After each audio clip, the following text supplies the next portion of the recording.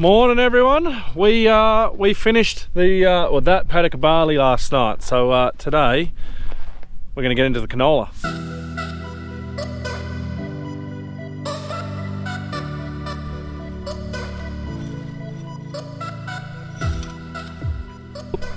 So yes, we're going to get into the canola today. Now it's currently, well, the guys don't get here at 8, it's nearly 8. No, we didn't start super early today because our storage is completely full. That chaser bin has got grain on board. Dad's is empty. All the bags, so the last bag, that's completely full. And yeah, we obviously won't be able to get very far in the canola. So yeah, I just said to the guys, have a nice little sleep in. An hour. I guess that's a good sleep in. So yeah, Brian, Esperance closes at 4 o'clock, so he couldn't get into CBH in time, so he ended up staying out here and doing 3 loads to Cascade and then 1 to town.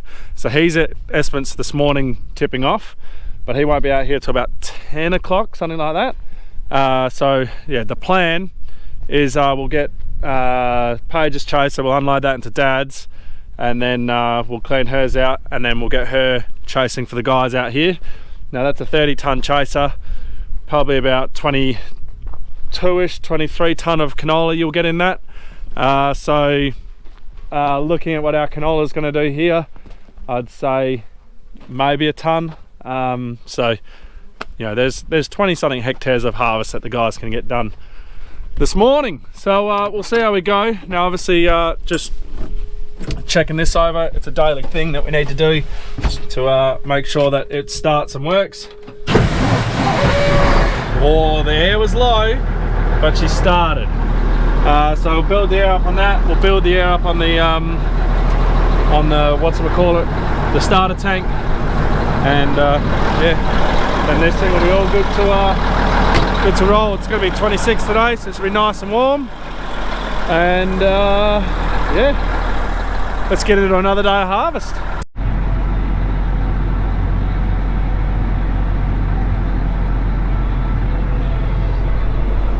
So naming 2 things. One, why is the window so dusty? Well, that's just from 1 day of harvest. The dust yesterday for some reason was just really bad. Paige washed these windows yesterday morning, and this is how dusty it gets. And 2, why am I unloading it into that chaser and not just use that one for the canola or whatever? So 2 reasons. Canola is pretty easy going. Hopefully we'll only need the 1 chaser. We might need 2 because of the distance, but obviously we'll preference Paige over Dad to do that.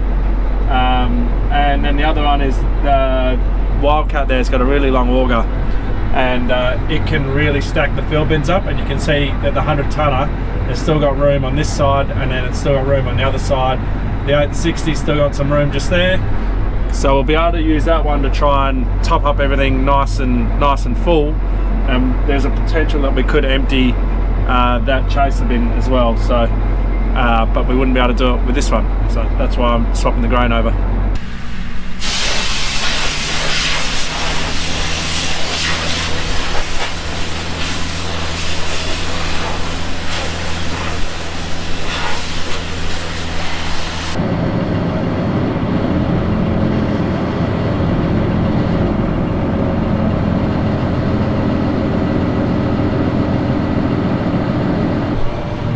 Well, we got a nice and full, and this trace is empty, so that means that we can probably do about 50 hectares of canola, which would be good. Now I just got the message that Brian has left, so it's 8:23. It's pretty much going to be about that 10 o'clock-ish mark that we see him. So the guys are all just servicing now. We're going to do a grease, we're going to do a clean out these, so we won't be going to probably 9:30 anyway, so yeah, she should work out pretty well. Henry's fired up, ready to roll. He's changed all his settings, so we've got to change things like the bat reel fingers. We need to change them from being aggressive to like out. I don't know what you'd call that. We also change our peg drum timing, so the peg drum, its full extension is normally sort of about here to grab the barley. but we have our full extension about up here so that it grabs the canola earlier, because obviously canola is a big bushy plant, so it's, yeah, you want to grab it as soon as you can. It helps with feeding. So the other guys are just doing their grease, and yeah, we'll know what our moisture is shortly.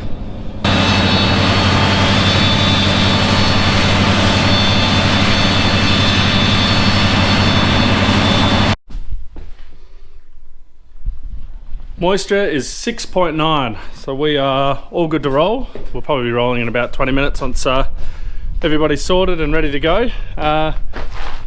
Now, again, just a reminder about what that what this moisture machine is.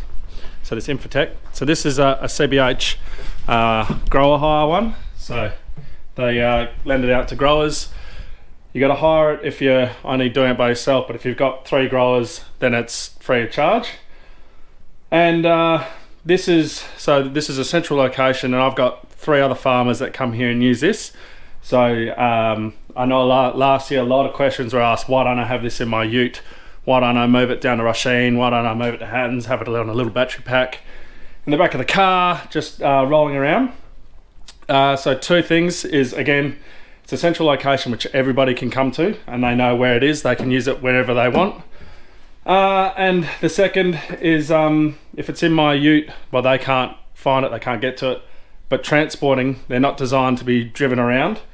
They're designed to be a stationary machine. All their brains and their wires and everything will get destroyed. So anyway, we'll go down and get harvesting.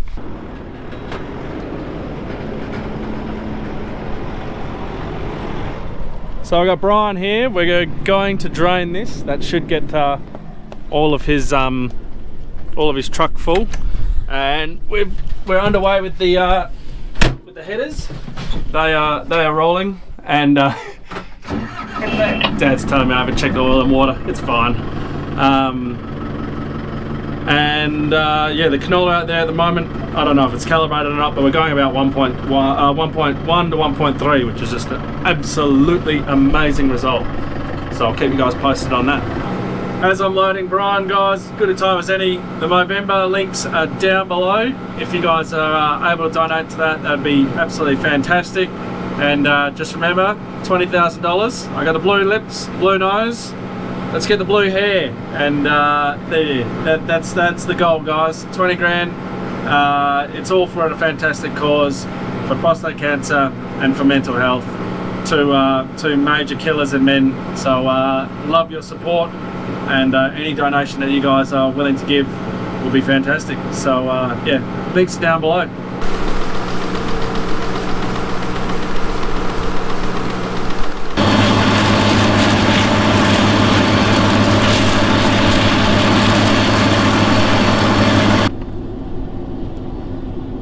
Annabelle, if you want to pull up there, and then we'll do our head loss and rotor loss look out the back. Getting the guys to pull up, and we'll do a look out the back and look at what's on the ground, and yeah, look at what the front is losing, and make sure we're not losing too much, and then if we're not, we'll just keep on going. So essentially what we're checking is up here behind the front. We're looking on the ground, seeing what canola we got. So there's a fair bit of canola on the ground here. Not that you guys can probably see that. We then go out into the crop and we see what's on the ground. And if it's more, then, well, if there's less out here, what it is it's the front that's bashing it out. So we'll have a look on the ground here. And it's definitely the front. There is a little bit of canola on the ground, but it's definitely the front bashing it out. But if you look here, so see how there is white pods here. So that is that's from wind, and the wind is knocked, like this, and knocked all the pods out. So that's why we try and get into canola as soon as we can. Now what we'll do is we look in the chaff trail and we see how much more canola is in that. If there's a huge amount, we've got rotor loss issues that we need to fix. If it's the same amount as the front loss, then we just try and adjust our bat reels and see how we go there. All in all, not too bad. A bit more front loss on Annabelle's header because she's this is her first time in canola, so she's just getting used to the bat reel and the position of where to put it. And yeah, that's why I was driving alongside her there, just trying to give her a helping hand. Henry's still got some header, like some front loss, but not as much. But Annabelle is also on the tram line, and yeah, the tram line can be a bit of a nightmare with it all flicking around on you, and it's just, yeah, it's a lot of fun. So yeah, Annabelle will get the hang of it. I think they're going to switch when they get to the top, and Henry's going to take the lead, which will put him on the tram line, and then because he's obviously got the experience, he'll be able to get it a bit better. But I've got a moisture sample now, just so we know what we're at, so that they can calibrate their machines, and then yeah, they'll be right to get rolling. I do have the drone with me again, so at some point I'll throw it up and we can see the canola from the sky.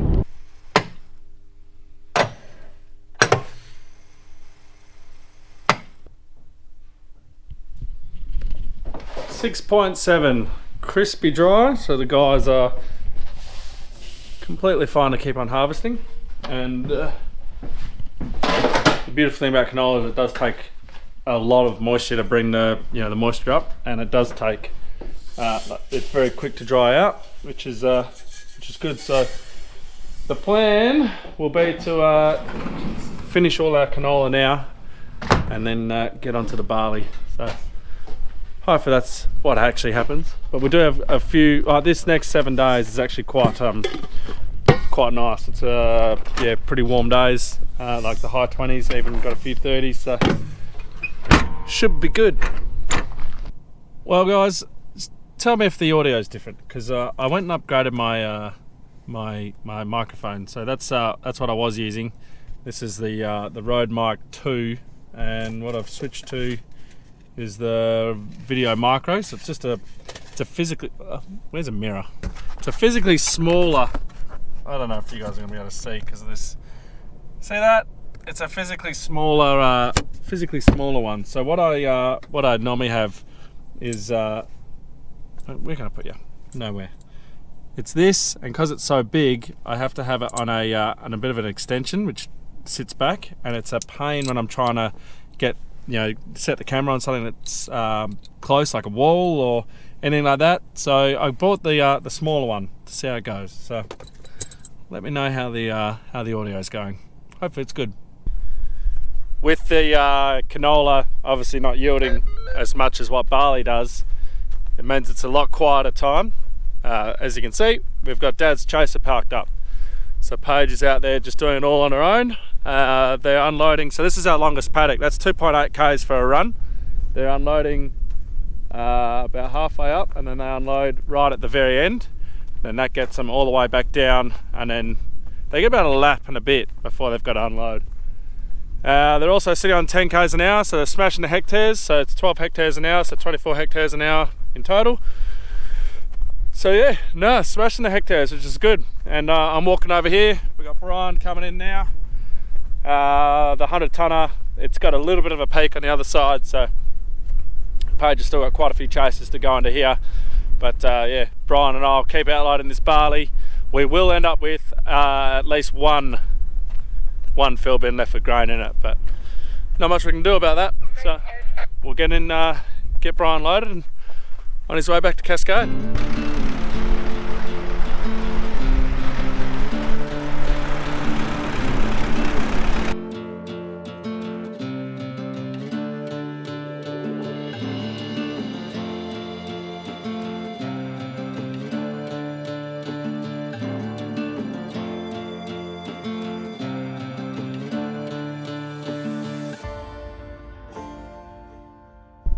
Starting to get a little bit windy. Be a good test to see if this microphone picks up the wind like the other one. So I've just sealed up the bags, so all 3 are done. And again, great storage tool for us. So I'm going to say I think roughly we go off about 180 tonne a bag. So you're looking at maybe 540 tonne sitting just there, which we were able to get going when Brian wasn't here. He wasn't available. So we were able to, to bag this grain, and that means that we're able to keep going. We're progressing forward. We're now in the canola, whereas we had to wait for Brian, and you know, we'd still only be halfway through this paddock. And I know that surely there's going to be a question or a thought, well, John, why don't you get your own truck then? You know, why use Brian? If you had your own truck, you would never have this issue. Still would have this issue with your own truck. Sure, the truck's going to be here and outloading, but you're still going to have the downtime of the truck being broken down or stuck at CBH or anything like that. So you still are going to be left with you know, having to do bags. The other thing is with a truck, they're very expensive to, flies are lovely, they're very expensive to maintain, very expensive to license, and trying to get a good truck driver is pretty hard. So you know, with Brian's been with us for over 10 years now, and he'll get a result, and let's just say it's in the wheat, and it goes the grade less than what it has been going. A normal truck driver who doesn't know anything, and you know, they just there for the job, there for the money, they'll just accept it and off they go. Whereas Brian will, you know, contest and fight and you know, try and get us the next grade up, you know, which could be a difference of a few $1,000s over a load. So having someone like Brian is just crucial compared to, you know, just some average Joe that we get in to drive a truck. So yeah, that's why, oh man, flies. That's why we yeah, we don't choose to run our own truck. Plus, yeah, if the truck is at CBH or halfway down the road, it gets a flat tire or it blows an engine, it does something, then I need to leave the paddock and I have to go and fix it. Which, you know, if I've got headers broken down here or chaser broken down or whatever, it just means I'm not here in the paddock ready to help out. So yeah, well, they're rolling. I reckon I might throw the drone up in a bit and yeah, get some footage from the sky.